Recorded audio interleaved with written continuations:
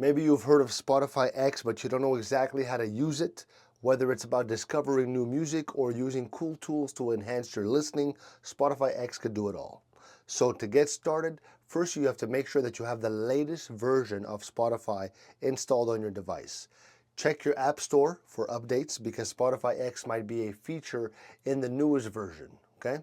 Next, you're gonna explore the Discover feature, okay? Discover, that feature, to find new music based on your tastes. Spotify X uses smart algorithms to recommend songs that you're gonna love. Another cool trick is the personalized playlist feature. Spotify X gives you a unique playlist based on what you listen to the most. So you'll always have fresh music ready to go. All right. Now, if you're into podcasts, Spotify X also offers improved tools for organizing and discovering new podcast episodes. You can easily save your favorite shows. All right. So finally, to get the best out of Spotify X, make sure that you play around with the new sound quality settings for the best audio experience, okay? People skip that step. Are you ready to explore Spotify X?